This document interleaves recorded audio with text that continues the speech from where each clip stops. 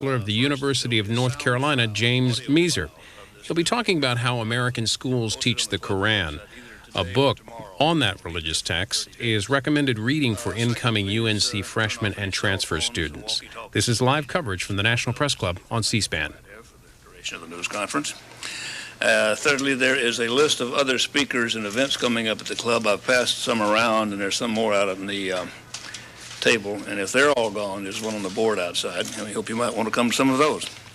And in addition, there is some material related to this afternoon's Newsmaker. And that Newsmaker, as you know, is the Chancellor of the University of North Carolina at Chapel Hill, Dr. James Moeser. Chancellor Moeser, welcome. I'm very glad to have you here, especially since I heard you're also a Texan. That's right. And I also want to thank the person who helped arrange this afternoon's Newsmaker with Dr. Moeser, the Communications Director for UNC Chapel Hill, Mr. Mike McFarland. Mike, thank you very much, in the back. Well, over the last few days, there have been the usual news stories about the anxieties of students in beginning a school year, but most of them don't become national news stories. And as I imagine you all know, otherwise you probably wouldn't be here, at UNC Chapel Hill, they had a rather different first-of-the-year situation. As part of its summer reading program, the university asked all new students, freshmen and transfers, to read a book called Approaching the Quran, Early Revelations, by Michael A. Sells, a professor of religion at Haverford College. The students were then to have group discussions about the book August 19th, which they did, I understand. And UNC said this was part of a program to give students a new perspective on Islam, to make them think about it. Critics call the move politically correct, a violation of the separation of church and state, since Carolina is a state school, and the book itself a sanitized view of Islam, since it omitted certain things about jihad, killing infidels, and certain other things. And the North Carolina General Assembly panel voted to withdraw funding for such programs unless they address all religious viewpoints. A Christian group's lawsuit to halt the assignment was turned down by a federal court, and with that backdrop, UNC Chapel Hill began the school year. Well, after all this, evidently the Quran discussion groups went off rather routinely, and our Newsmaker this afternoon can give us more details about the overall situation, the decision to make the assignment, the group discussions, and what has happened since. After he speaks, Chancellor Moeser will take your questions, and please let him know your name and affiliation when you ask them. And when you do have a question, you'll give me a signal of some sort. I'll call on you in turn, as many of you as time permits. And finally, if you haven't already done so, as you leave, please add your name to the sign-in sheet outside. Thank you very much, Chancellor Moeser. Thank you very much, Peter, for that introduction. I would also like to recognize someone, a special guest who's with me here from the university, Richard Cole, who is Dean of the School of Journalism and Mass Communication at UNC. Where is he? Right over here, Dean Cole. We are very proud of our School of Journalism and Mass Communication, and we're delighted to have Dean Cole with us. Email to James Moeser at unc.edu. Quote, Americans are not interested in foreign relations. Foreigners are, of course. Thanks for identifying UNC as an Islamic university. Email. Not everyone's views are worth hearing. Muslims prove every day that Islam is a religion of violence and terror.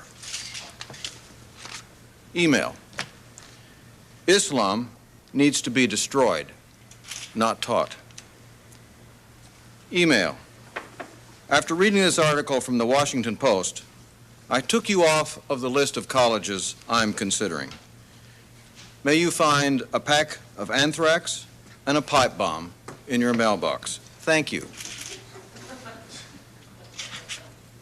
Email. I would like to know who the atheist idiot is that suggested the teaching of the Koran in some college there in your state.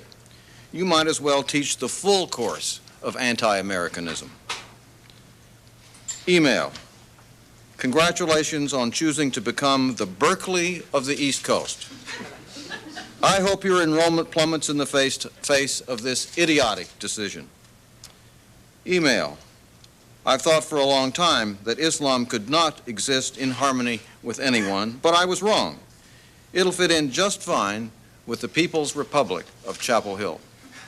And my all-time favorite, you are doing the work of Satan, and you will surely perish in the lake of fire. All of this because we asked students to read a book.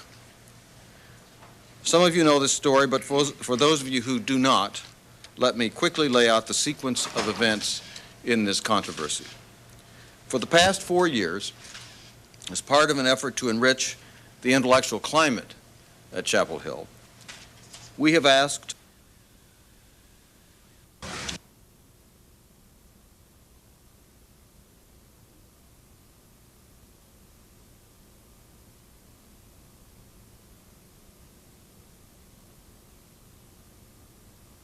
We're having some technical problems, and we'll return to our live coverage as soon as the problems are corrected.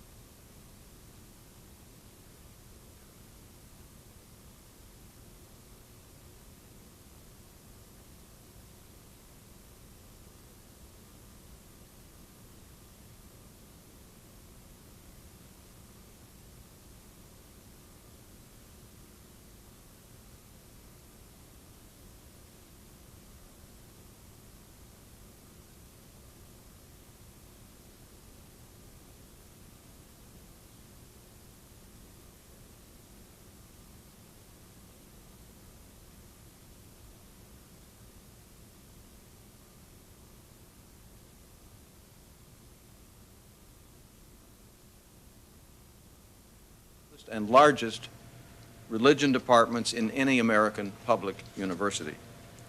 And in response to this clear threat to academic freedom, the Board of Governors of the 16-campus University of North Carolina system failed in an initial vote to endorse a resolution to support academic freedom.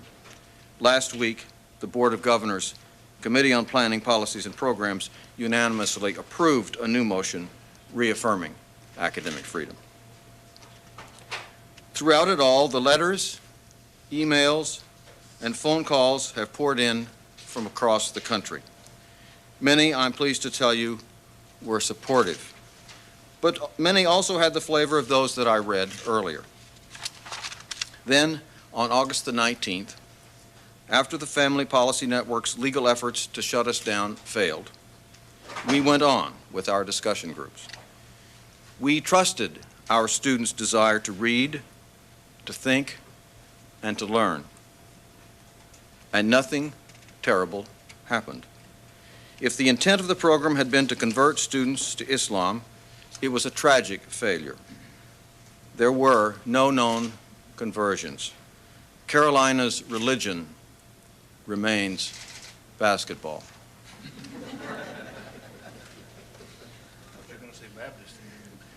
Did we know that when we selected approaching the Quran that it would be controversial? Yes. Did we know that it would literally fuel a new round of national debate about academic freedom? Not in our wildest imaginations, but I'm glad it did. It is precisely in times like these in our history that it is important to reaffirm a university's role in addressing controversial subjects. One of the many newspaper headlines said it best. The university's summer reading program is about ideas, not indoctrination. The role of the university is to educate, not to advocate. But an idea, especially an idea about religion, or an even more combustible mixture of religion and politics, is dangerous only when we don't have the critical thinking to examine it. We have a responsibility to students to provide an atmosphere in which they can deepen their sense of themselves and the complex, often contradictory world around them. That's what the summer reading program is designed to do.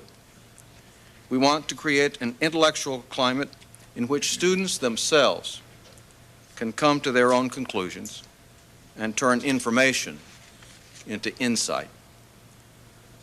So what happened in those discussion sessions? Well, I can tell you about the discussion group that I led. For 2 hours, 25 first-year students spoke respectfully and articulately about a wide range of perspectives, value systems, and beliefs. Students from Christian backgrounds compared notes with a Jewish student about a passage from Approaching the Quran. That discussion was prompted in part by a comparison of a passage from the Quran, one of the surahs, with a psalm from the Bible.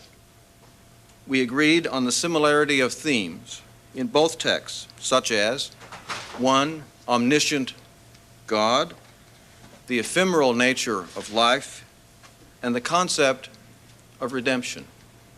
The students also found interesting differences. And one student recounted criticisms of the summer reading assignment by her friends and family. And she said she participated anyway because she wanted to be educated. For many of our students, the biggest question of the day seemed to be, what was the fuss all about? I felt enormous pride in our students for their diligence in preparation for a non-credit reading assignment and discussion, and for their unflappability in the face of national attention. I thought to myself, these kids will be just fine. This is a new generation of leaders. They are an enormous asset to North Carolina and to the other states they call home. The University of North Carolina has long been credited with taking the sons and daughters of mill hands and farmers and turning them into leaders. This is our proud legacy. Farrell Guillory, who heads UNC's program in Southern politics, media, and public life, in a piece in last Sunday's Raleigh News and Observer, points to John Edgerton's book, Speak Now Against the Day, which is an account of the South in the 1930s, 40s, and 50s. Edgerton says in this book, and I quote, "The single most glowing exception to broad-based mediocrity in the Southern academic world was the University of North Carolina at Chapel Hill. The university acquired a level of independence and quality that kept it in the front rank of public and private schools in the region." End quote. It would be easy to misread the recent events in North Carolina and conclude that this was just another example of some backward Southern state demonstrating its lack of tolerance for dissent or for progressive and unpopular ideas. Such a conclusion would badly miss the mark. To be sure, North Carolina, as Guillory points out in his News and Observer piece, has long been a state of internal conflicts and contradictions, a state that could simultaneously elect Jim Hunt and Jesse Helms. It is at the same time a conservative state and a modern progressive state. Some of America's leading financial institutions are based in North Carolina, and our medical centers are among the nation's best. Joining UNC Chapel Hill is a great array of distinguished institutions of higher education in North Carolina. Duke, North Carolina State University, both in the triangle with us, Wake Forest, Davidson, and several other universities in the UNC system. Today at Chapel Hill, we still have students from every small town in the state, but we also have students from very sophisticated big city schools in North Carolina, from the District of Columbia and the 49 other states and 100 countries. But wherever they hail from, our students all come to Chapel Hill to learn about themselves and the world in an atmosphere of open, free, and rigorous inquiry. That atmosphere has served our students and the state of North Carolina exceedingly well. The leading public university fearlessly tackles subjects that make all of us a little uncomfortable. That's the only way we find the answers to the really big issues facing our state, our nation, and the world. To create an environment of unfettered inquiry in which students learn to think critically, ask tough questions, and come to their own conclusions. That's what we want. We want our students to taste the excitement of encountering new ideas. This year in the summer reading program, we succeeded beyond our wildest dreams. And along the way, other important issues, including academic freedom, became a significant part of the story. And our students got to think about it and talk about it. In short, we believed in our students, and they showed us that they have tremendous intellectual capacity. We put our trust completely in their desire to read, to think, and to learn. Suppressing that trust in any way would diminish the educational experience of all students, and it would diminish our nation's ability to respond to the many challenges that it will face in the future. Ensuring that trust and providing an environment in which difficult, relevant subjects may be discussed freely is the university's very reason for existence. In spite of the success of the program, I'm acutely aware that many people did not support the book selected for our summer reading assignment, or what we were indeed trying to accomplish with the discussions. And reasonable people can disagree about the choice of the book, and they do, both on campus and off campus. But we did not and would not ever take a public opinion poll before assigning a book. If we felt that a particular book is important to the discussion of a particular topic. The criticism leveled against the Sells book is that it presents an incomplete picture of Islam, that it presents only the early surahs, not the later ones, which are often used as a pretext for violence and terrorism. There is some merit to this charge. Remember, the purpose of this program was not to present the complete picture of the faith of Islam in a single reading and a 2-hour discussion. That would be impossible. Indeed, the reading itself and the discussions that have ensued have raised many questions about Islam and Islamic fundamentalism. Where is the moderate Islamic voice? Is it being suppressed by the tide of Wahhabism that is dominant in many of the countries of the Middle East? These are good questions, and it is my hope that many of our students will be intrigued enough to pursue them with further study. That, after all, is the real purpose of the summer reading program, to whet the appetite for learning and discovery. The level of national controversy and media attention to this event could easily lead us to the false conclusion that we accomplished more than we did. This was only one book and one 2-hour discussion, not for credit. In leading our students to a better understanding of the world, I think we may have moved 1 grain of sand. 1 grain of sand. But it was a start. Now we hear that the Family Policy Network is at it again.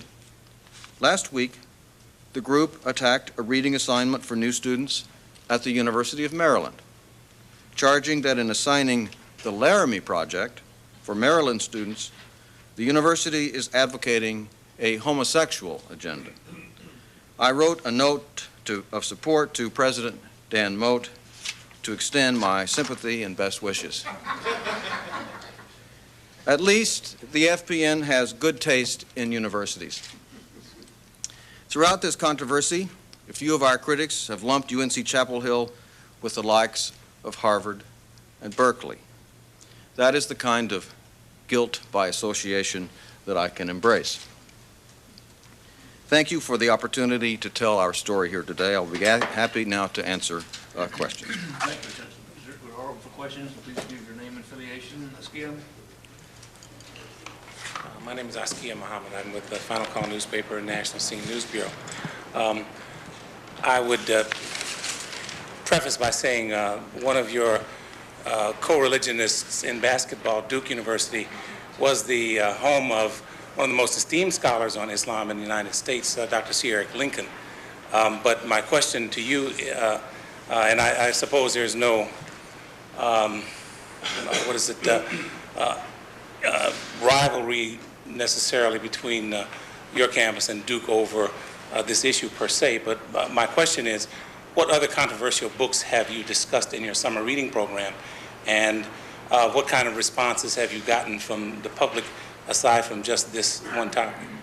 This is the fourth year, as I said, of the summer reading program. The first year was a book about young people growing up in the projects of Chicago. The second book was a book called Confederates in the Attic, and that was a controversial book. It dealt with the neo-Confederate movement in the South, and it had some interesting interplay, especially for African-American students coming to a university in the South. And there was some controversy attached to that book as well because of some charges made against the author by some descendants of war veterans of the Confederacy. But that one was was provocative. The third book was The Spirit Catches You and You All Fall Down by Ann Fadiman, which was a study of a particular, in general, of the Hmong or Montagnards who came to this country after the Vietnam War. And their difficulty in being assimilated and their actually lack of desire to be assimilated into American culture, focusing on the medical problems of a young Hmong girl who suffered from epilepsy, and the lack of communication between Western or American medicine and the medical establishment and this culture, which is very strange to us. So this was also a book about culture and the intermix of cultures. So we have an interesting history of books. I think we will be challenged to find a fifth book that will create as much interest as the book this year. This gentleman in the blue shirt over there.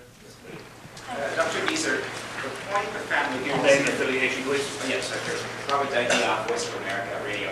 Very briefly, Dr. Moeser, the point of family policy that we're just trying to make is that by signing the book, Understanding the Quran, the University of North Carolina is A, proselytizing, in fact, teaching Islam to students, and B, in sort of setting a precedent for a double standard as regard the handling, rather, dealing with Christianity and dealing with Islamic universities. It seems to me really that's what these people are hitting at. That's at the heart of the issue. How do you respond to that charge?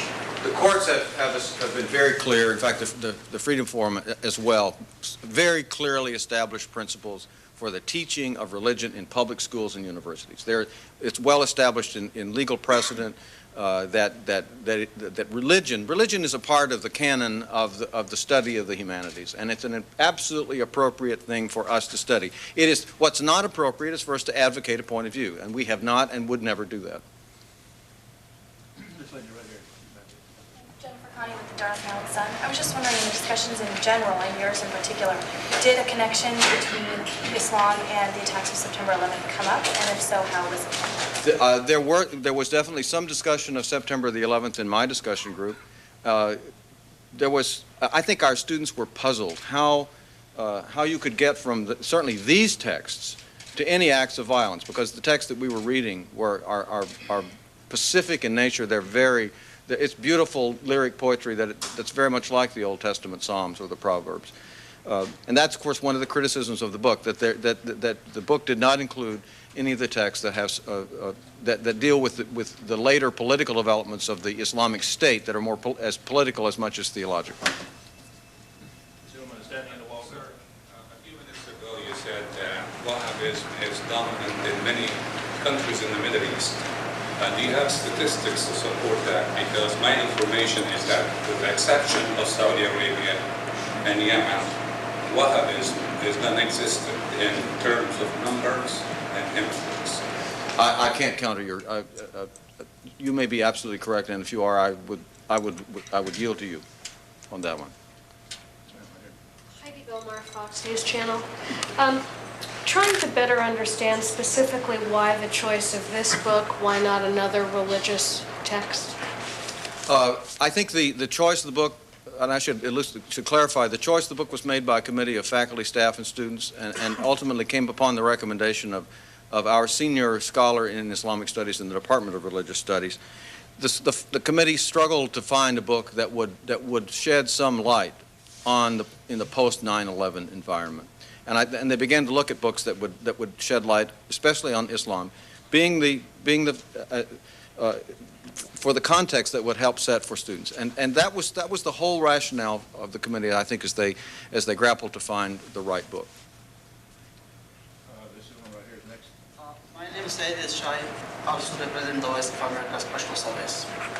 So I have one question and two suggestions. Besides the edition which you chose for the students, if you would have added to other edition, the Glorious Holy Quran and the esteemed Quran by Muhammad al-Paktal, who was a British gentleman and converted to Islam in mid-30s, and also Muhammad Asad, who was a Jewish scholar and journalist in World War II, and then they have written nice commentaries and have given balanced view of both. Your decision has also inspired discussions in the Muslim world, especially in Afghanistan, and I think it has been well received by people. The first time that academic freedom has seen its real face, in spite of the criticism from this group or that group. My question is, in face of the tremendous criticism you faced and the threats and challenges, do you wish to further continue this program, or it will be just the only thing that happened and you will stop it for further readings? Oh, I think are you asking about the freshman reading program, or? The academic board decides in future to continue with such similar studies in future. I'm sure that we will continue to choose. Let me say, I think you're asking two different questions. I think we'll continue with the summer reading program and choose provocative books that will help our students develop creative reasoning and thinking skills. And secondly, I believe that there will be continued, I think there's heightened interest in this subject matter, which we'll see in additional lectures. And we see this all over America. There is a heightened interest in Islamic studies and the study of these, especially this religion, but world religions, I think, as a result. So this is happening in universities all over this country. This gentleman, you have a question in the blue shirt? Yeah. I have a couple of points. The first one is, to what extent do you think that the future reputation of your university has become dependent now on the outcome of this controversy? And the second point is, what is, in your opinion, the factor that you think will eventually decide which course this whole debate will take, whether in your favor or against you? Well, I think, let me say first of all, the vision of Chapel Hill is to be the leading public university in America. We've set that vision for ourselves, and that is, and we're quite committed to it. I believe that this university has stood tall in this. In fact, I think we have demonstrated in this matter leading. Earlier in the year, for example, we were the first American public university, certainly of our size, to eliminate early decisions admissions. That was another example of, in our view, doing something because it was the right thing to do. It was a sort of morally based decision, not in our fate, not in our interest, but in the interest of students coming to the university. So I'd like to think that Chapel Hill is taking a place among American universities at the leading edge, not advocating a point of view, but bringing critical issues to the public square for discussion, not only on this campus, but in this country and indeed in the world. And I'm pleased to hear that there is a ripple effect, not only in this country, but even in the Middle East, that these issues are being discussed. If we've had a small role in moving that discussion forward, then I think this university's played a valuable role. Yes, sir. My name is Matt Young from Religion News Service. I was just wondering if you think that our religious Southerners were particularly angry that a Southern university was espousing a reading that would not be in support of their own faith. I'd be reluctant to put any kind of regional cast on that. I'm a Southerner myself, and I'm not willing to accept the premise, I think the implied premise that somehow Southerners are are less likely to, or less progressive than the rest of the country. So I don't think I would agree with that. Yes, sir. Yes, Tom, you were first. Greg Topper from the AP. Was it a good book? It is a good book. It's a good book. I read the book carefully. It's not an easy book, but what really impressed me was our students got the book. I mean, all 25 students in my discussion group had read the book. They were able to, I learned from my students, and they learned from each other. So it was a very provocative book in terms of the discussions. They each wrote papers. Most of them wrote paraphrases of one of the surahs in their own words. I was very impressed at how they were able to get meaning out of difficult texts. So, yes, it's a good book. It's a good introduction to Islam for one who stands outside the faith and wants to begin to understand the core scriptures that stand at the very beginning of that tradition. This gentleman right here, and then this one. Hi, I'm John Wagner with the Raleigh News and Observer. And as I'm sure you know, in our paper recently, Gene Arnold, a state legislator, wrote that this is not the first time that you had put Carolina in a bad light or taken issue with the General Assembly, and that your continuing arrogant attitude toward the General Assembly is creating a deep and lasting resentment. And my question is, regardless of the merits of your position on this particular issue, do you fear that there are any potential repercussions down the road in dealing with lawmakers for whom you rely on your budget? I have great confidence in the wisdom and judgment not only the people of North Carolina but in their elected representatives, and who have over time been incredibly generous to this university. We're a great university today because of the people of North Carolina who have supported this university in higher education to a degree not found in any other state. You can't go in any other state and not find some examples of tension and disagreement, and that is actually the yeast of if you will, of moving forward. But I have every confidence that the people of this state have always and will continue to love and cherish this university. And this university, I want to say, is committed to serving the state and the people. When we talk about being a great university, that really starts at home in terms of being a university that affects all 100 counties of the state. Our relationship with those small towns as well as the cities is a very real one, and it's very important to us that we have that relationship with the people. So, no, I don't have any long-term worries about that. This gentleman right here. From World Net Television, would you have faced the same fuss about this summer program if September 11 never happened? That's a very good question. I don't know the answer to that question. Clearly, September 11th has created a tremendous amount of uncertainty, anxiety, fear, and even hostility in this country. And I suspect that it has changed the chemistry. There's no question that it's changed the chemistry. I know you're a state employee and you're bound to uphold the law. I wonder if there were discussions when you're waiting for the court decision as to whether the groups would go on even if the court had not ruled in your favor. There were. There were such discussions, and I can tell you that in my conversations with faculty, without any sanction or any direction from administrative leadership, the faculty and the students of Chapel Hill would have continued. Those discussions would have taken place. Al Milliken, Washington Independent Writers. Do you personally believe the early revelations or only later revelations identify Jews and Christians as infidels, justify slavery such as in Sudan today, impose Sharia law on non-Muslims, and spread Islam by the sword? Isn't partial truth more deceptive propaganda than really an exercise in academic instruction? Is there a question there? Yes. It sounds to me some of your students and yourself may be in a brainwashed state yourself. You're not presenting the whole truth, are you? I mean, you've admitted that you're only presenting the early revelations. We never said anything but that. We were very clear about that from the very beginning. We never pretended to present the whole picture, the whole. I mean, if we were presenting a picture of an introduction to the New Testament, where would you begin? If you were beginning an introduction to the Old Testament, where would you begin? You have to begin at the beginning, and that's where we began. Heidi Gilmore, Fox News Channel. Just a follow-up question. One of the editorials covering the story suggested that this assignment violated constitutional provisions against state-sponsored religion. Do you disagree with that statement? Obviously, we do, because the Constitution is very clear about the establishment of religion and advocacy of religion in a tax-supported or state-supported environment.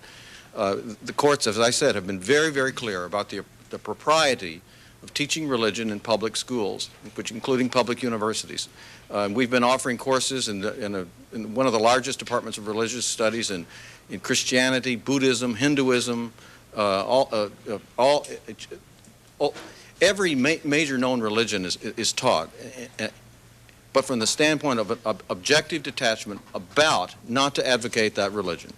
It's a very important part of the overall fabric of a university that deals with culture and history. Yes, sir. Nihad Awad with the Council on American Islamic Relations in Washington.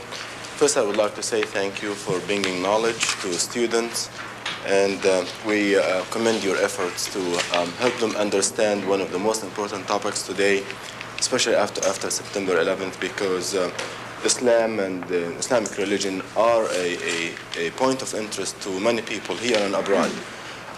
Would you recommend, after discussing the reading with the 25 students, do you recommend this book to public officials and members of Congress based on the findings that they found in the book? Well, as I said, the book was helpful to me. Is it the best or only book on this subject? I would not pretend to say that because I'm not a scholar in this field, but it was certainly a helpful book.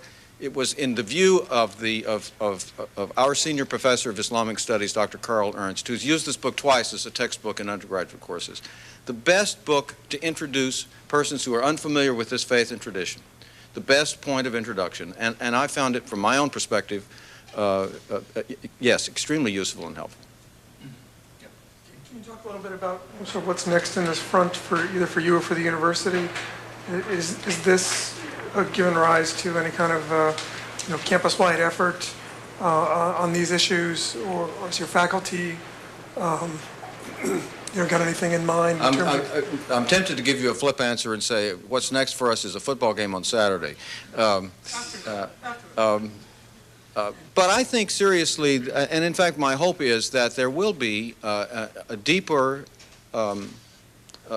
thirst for knowledge and understanding for our own students and for Americans in general in this whole field. Now I must tell you, at the end of my discussion group, as the New York Times I think reported, I asked my students, how many of you now are going to, I didn't say it quite in these words, are going to rush out of here and enroll in a comparative religion course, and not a single hand went up. And remember, these are 18-year-old first-year students who had yet to take their first course. They have not even taken their first English course. So this was pre-college, literally, the day before college begins for these 25-year-old students, 25 students who are mostly 18 and 19 years old. Michael Sells is coming to Chapel Hill on September 5th for a lecture. We're looking at other lecturers from other points of view to come over the course of the year, because I think this is an important topic. And as I've told you, from what in talking to my colleagues around the country, there's been a rush in this country for enrollments. The sales of the Quran are going up. People want to understand what's going on here. What's the nature of this religion? And these people? Who are these people? How can we understand them better? And so I think this is all a very healthy thing, and I'd like to think that this university played a constructive role in moving, as I said, one grain of sand in understanding. Yes. If I understand you correctly, in selecting this book, you were deliberately trying to find a book which would be controversial. No, I don't think we were deliberately trying to be controversial. In fact, that was not our intent. Provocative in the best sense of the word, but not controversial. Yes, ma'am. Yes, I wonder if you would talk a little bit about the decision to let students write a paper about why they chose not to do the book. Did you make a decision specifically because you want to? Have you done that in the past? How many students do that? I think there's a misunderstanding I infer from your question itself. Let me make it absolutely clear. all students were asked to write a paper, whether they read the book or not. And in fact, once we started, not from the lawsuit, but from the objections that started coming in via email, we asked ourselves the question, should we be sensitive to this issue? What about a student who on conscience says, I shouldn't have to read this book? We said a reasonable point for us to adjust, the one adjustment we made, as a matter of fact, was to say, okay, if on conscience you don't want to read this book, we still want you to come to the discussion group, we still want you to write a paper and participate in a discussion. Remember, this is a non-credit experience, and we don't take any attendance at these discussion groups, so in fact, we don't really know who comes or who doesn't come. But it was an attempt to accommodate the person who says, out of conscience, you can't make me read this book. And it was that accommodation we made. We did not, however, single out those students and say, as the FPN alleged, that somehow they were going to be singled out to defend their faith because we made them write a paper. Everybody wrote a paper.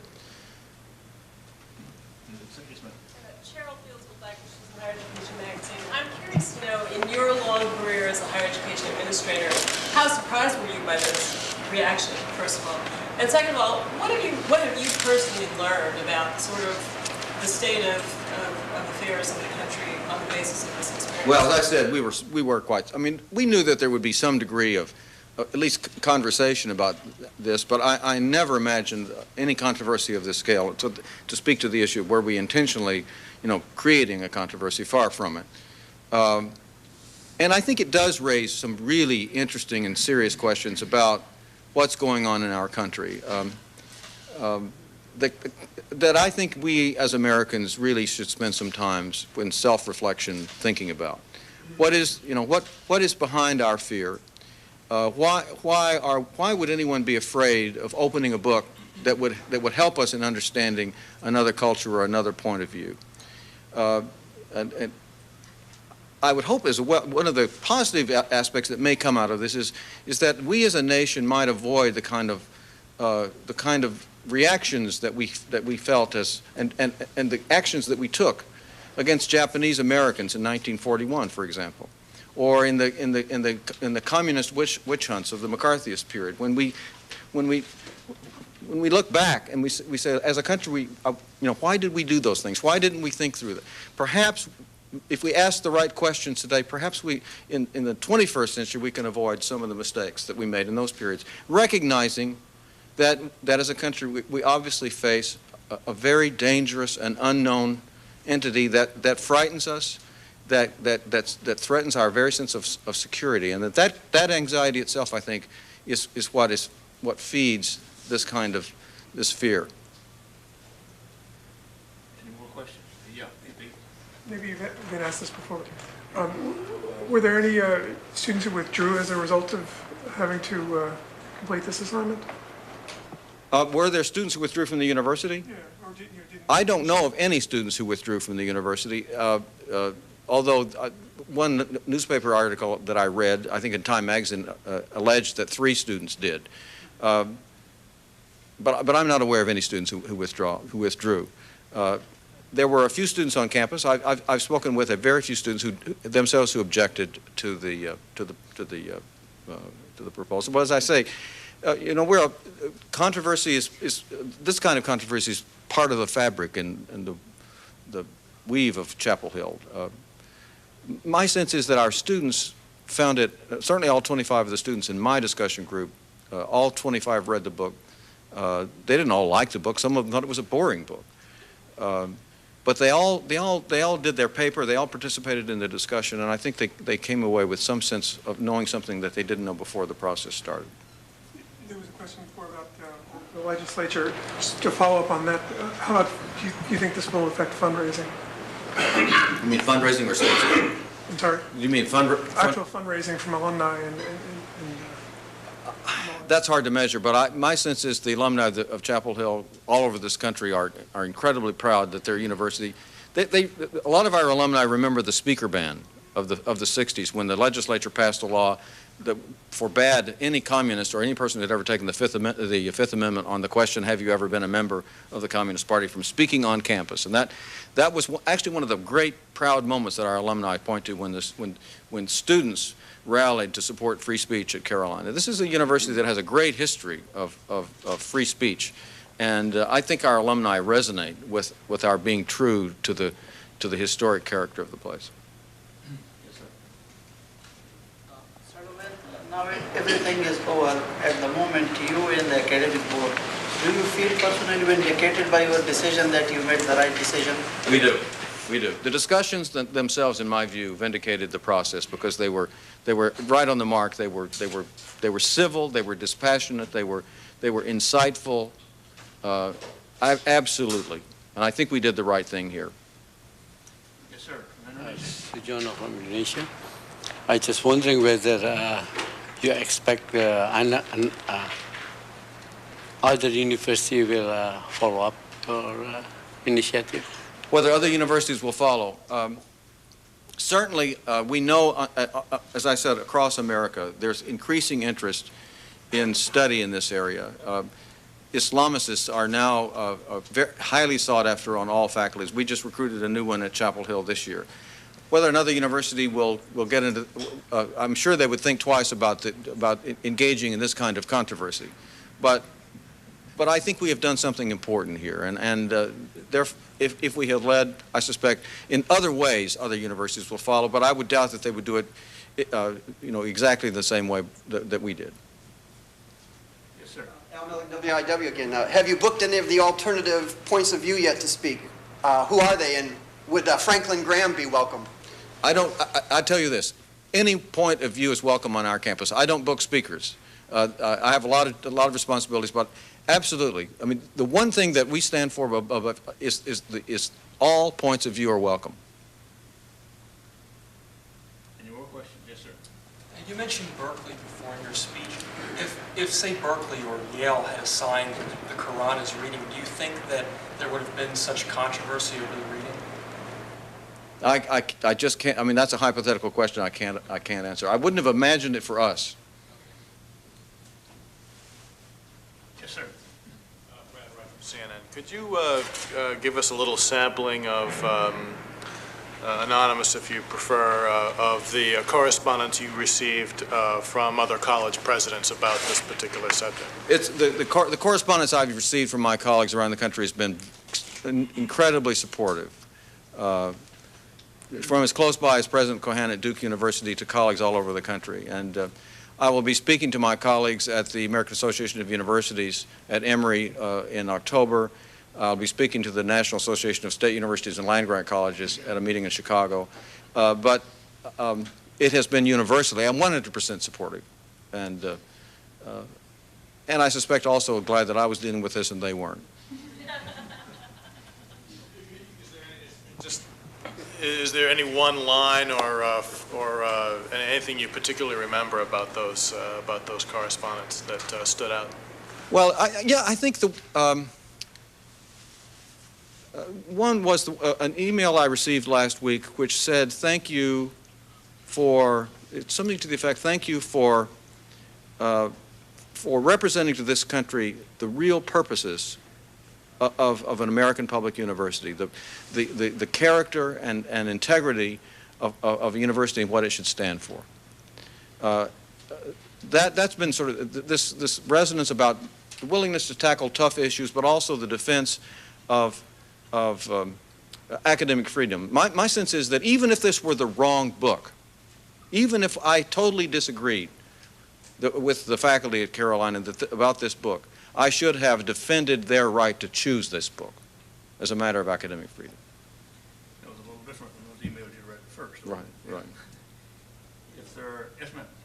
Hi, Nina Camwood from ABC News. I'm just curious to know what you thought the public reaction would be.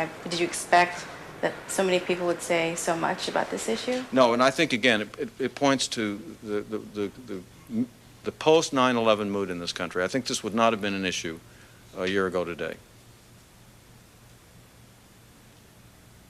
If there are no further questions, let me remind you please to add your name to the sign-in list outside if you haven't yet. And thank you very much. Thank you. Chancellor Moeser. Thank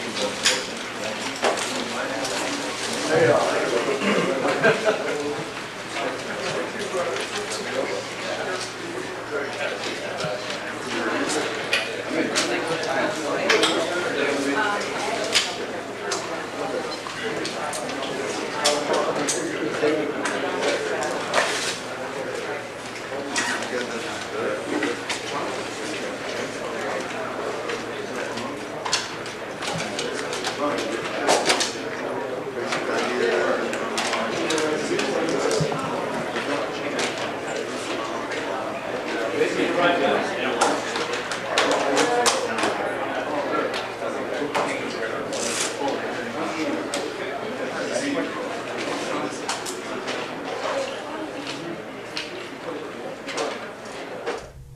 Join us later tonight for a special presentation of your favorite